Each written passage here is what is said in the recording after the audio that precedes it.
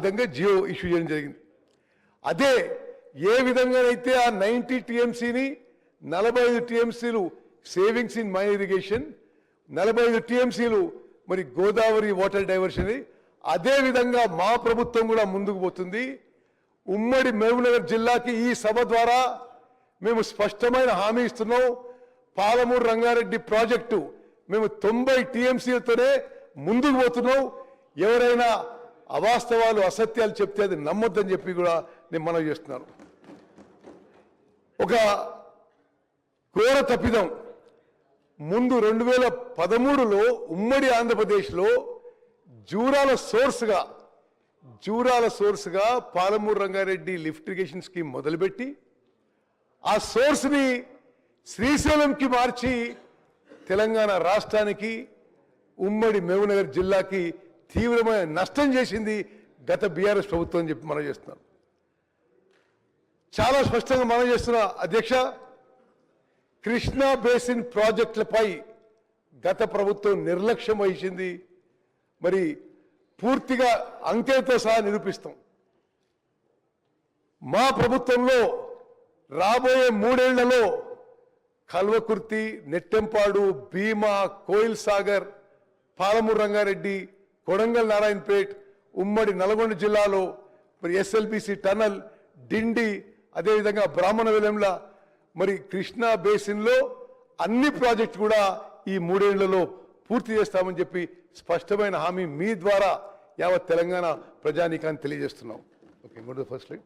ఇప్పుడు నేను ఈ ప్రజెంటేషన్లో కొన్ని ప్రత్యేక అంశాలు, ఆ తర్వాత కృష్ణా జలాలు చారిత్రాత్మక దృక్పథం, ఆంధ్రప్రదేశ్ పునర్విభజన చట్టంలో నదీ జలాల విషయంలో ఏముందో, కృష్ణా జలాల పంపిణీ, పోతిరెడ్డిపాడు హెడ్ రెగ్యులేటర్ మరియు రాయలసీమ లిఫ్ట్ ఇరిగేషన్ పథకం, Telangana approach in further terms of reference, మరి పాలమూరు రంగారెడ్డి ఎత్తిపోతల పథకం, కృష్ణా బేసిన్ ప్రాజెక్టుల నిర్లక్ష్యం విషయంలో, అదేవిధంగా కృష్ణా బేసిన్ మరి ఇరిగేషన్ ప్రాజెక్ట్స్లో మా ప్రభుత్వం యొక్క వే ఫార్వర్డ్ విషయం కూడా వివరించబోతుందని మనం చేస్తున్నాం. మరి సభ్యులందరూ కూడా స్క్రీన్ మీద ఉన్న విషయాలు గమనించాలి. ఏ విధంగా కాళేశ్వరం ప్రాజెక్టుపై ఎంత మోసుందో, పాలమూరు రంగారెడ్డి ప్రాజెక్టు ఎంత నిర్లక్ష్యానికి గురైందో. మేము మరి ఉత్తర తెలంగాణలో గోదావరి బేసిన్ ప్రాజెక్టులకు కూడా ప్రియారిటీ ఇవ్వాల్సిందే. కానీ ఇక్కడ మీకు అంకెలు, డేట్లతో సహా కాళేశ్వరం ప్రాజెక్టుకి ఏ విధంగా వాళ్ళు హ్యాండిల్ చేశారు, ఏ విధంగా పాలమూరు రంగారెడ్డి ప్రాజెక్ట్ని హ్యాండిల్ చేశారో చూడండి. 2014 నుంచి నవంబర్ 2023 వరకు కాళేశ్వరం ప్రాజెక్టుపై సుమారు 90,000 కోట్లు ఖర్చు పెడితే పాలమూరు రంగారెడ్డి ప్రాజెక్టుపై 27,000 కోట్లు ఖర్చు పెట్టారు. పాలమూరు రంగారెడ్డి ప్రాజెక్టు ముందు ఇష్యూ అయింది, తర్వాత మేడిగడ్డ దగ్గర కాళేశ్వరం ప్రాజెక్టు జియో ఇష్యూ అయింది. అదేవిధంగా terms of reference by ministry of environment and forest, government of India ఒకే సంవత్సరం గ్రాంట్ చేసిన, మరి అడ్మినిస్ట్రేటివ్ అప్రూవల్ పాలమూరు రంగారెడ్డి ప్రాజెక్టుకి ముందున్న ఒక సంవత్సరం సుమారు ముందున్న, కాళేశ్వరం ప్రాజెక్టుకు సంవత్సరం తర్వాత ఉన్న, మరి కాళేశ్వరం ప్రాజెక్టు యొక్క డేట్ చూడండి, పాలమూరు రంగారెడ్డి ప్రాజెక్ట్ డేట్ చూడండి. కాళేశ్వరం ప్రాజెక్టుకి ఎన్వైరన్మెంట్ క్లియరెన్స్ కోసం పబ్లిక్ హియరింగు 2017 ఆగస్టులో నిర్వహిస్తే, మరి పాలమూరు రంగారెడ్డి లిఫ్ట్ ఇరిగేషన్ స్కీమ్కి పబ్లిక్ హియరింగు ఆగస్టు 2021లో నిర్వహించింది. అంటే సుమారు 4 ఏళ్ల తర్వాత మరి పాలమూరు రంగారెడ్డి ప్రాజెక్ట్ని స్లో డౌన్ చేయాలి, పాలమూరు రంగారెడ్డి ప్రాజెక్ట్స్ని వర్క్ని స్లో డౌన్ చేయాలని స్పష్టంగా 2021లో ఆనాటి ఈఎన్సీ పాలమూరు రంగారెడ్డి ప్రాజెక్ట్ ఇంజనీర్లకి చెప్పిన విషయం కూడా ఉమ్మడి మహబూబ్నగర్ జిల్లా ప్రజలందరికీ తెలవాలి. అదేవిధంగా పాలమూరు రంగారెడ్డి ప్రాజెక్టుకి జియో ముందిచ్చింది, కానీ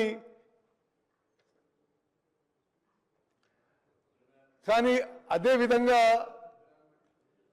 డిపిఆర్ సబ్మిషను కాళేశ్వరం ప్రాజెక్టుకేమో 2017లో సబ్మిట్ చేస్తారు, పాలమూరు రంగారెడ్డి ప్రాజెక్టుకేమో సుమారు 5 ఏళ్ల తర్వాత సబ్మిట్ చేస్తారు.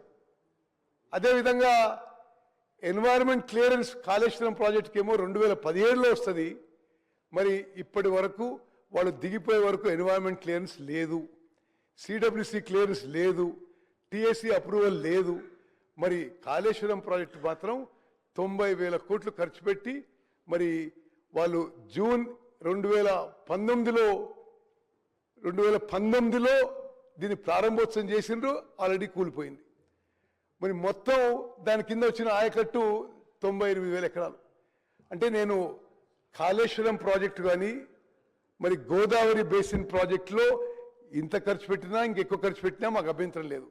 కానీ పాలమూరు రంగారెడ్డి ప్రాజెక్టుకి ఏ విధంగా నిర్లక్ష్యం జరిగిందో చాలా స్పష్టంగా తెలియదర్చును. అదేవిధంగా మరి పాలమూరు రంగారెడ్డి ప్రాజెక్టు ఉమ్మడి ఆంధ్రప్రదేశ్లో జూరాల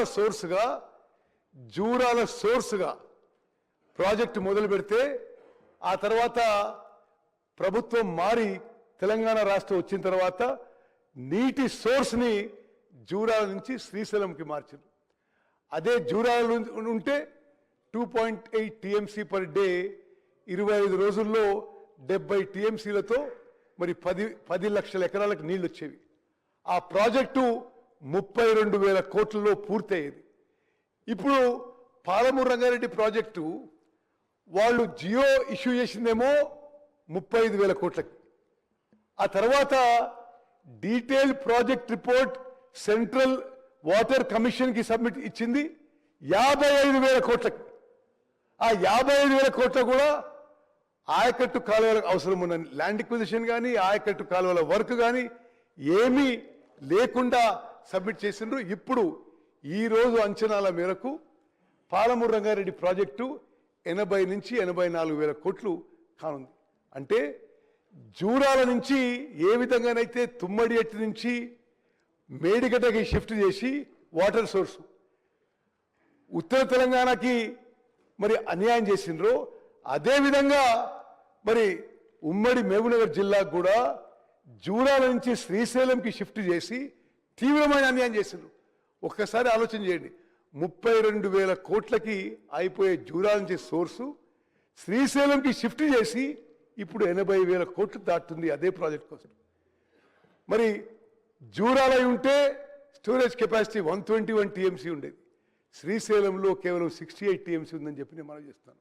నెక్స్ట్ ఒకటి మీరు ఆలోచన చేయాలి, జూరాల 7 టీఎంసీ 11 టీఎంసీ.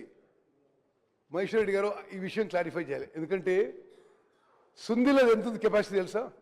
8 టీఎంసీ.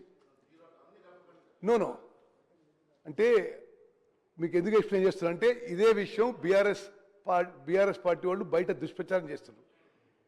బ్యారేజ్కి డ్యామ్కి రిజర్వాయర్కి తేడా ఉంది. మీకు మేడిగడ్డ బ్యారేజ్ 16 టీఎంసీలు, అన్నారం 16 టీఎంసీలు, అన్నారం 12 టీఎంసీలు, ఇది సుందిల్ల అప్రాక్సిమేట్లీ 9 టీఎంసీ. 9 టీఎంసీ ఉన్న సుందిల్ల బ్యారేజ్తో 195 టీఎంసీ లిఫ్ట్ చేస్తామని చెప్పి ఇదే బీఆర్ఎస్ ప్రభుత్వం చెప్పింది. జూరాల నుంచి లిఫ్ట్ చేయమంటేనేమో ఇది తక్కువ ఉందని కెపాసిటీ ఉంటుంది. ఇది పూర్తిగా ఇది ఒక కుట్రతో కాస్ట్ పెంచి కాస్ట్ ఎస్టిమేట్ పెంచి వేరే మతలబు జరిగిన విషయం చెప్పి నేను మనం చేస్తున్నాను. మరి జూరాల ప్రాజెక్టుకి నీళ్లు లిఫ్ట్ చేసేది 414 మీటర్లు. అదే ఇప్పుడు శ్రీశైలం సోర్స్ నుంచి లిఫ్టింగ్ హైటు 560 మీటర్లు. అదే జూరాల ప్రాజెక్ట్ చేసి ఉంటే 22 పంపులతో ప్రాజెక్టు పూర్తయ్యేది. మరి శ్రీశైలంలో 37 పంపులు అవసరమైన విషయం కూడా నేను మనం చేస్తున్నాను. నెక్స్ట్ అదేవిధంగా కృష్ణా నదీ జలాల విషయంలో కూడా ఆంధ్రప్రదేశ్ అక్రమంగా తరలించుకుపోయే నీళ్ల విషయంలో మీరు ఈ యొక్క స్లైడ్ దయచేసి కృష్ణా బేసిన్ ఎమ్మెల్యేలు అందరూ కూడా ప్రత్యేకంగా గమనించాలి. ఎప్పుడు మాట్లాడినా ప్రతిపక్ష పార్టీ నాయకులు కృష్ణా నదీ జలాల్లో వాళ్ళేదో గొప్పలు సాధించినట్టుగా ఆ తర్వాత ఏదో తప్పులు చేస్తున్నట్టుగా మాట్లాడుతున్నారు. వాస్తవంగా 2014లో ఏ రోజు తెలంగాణ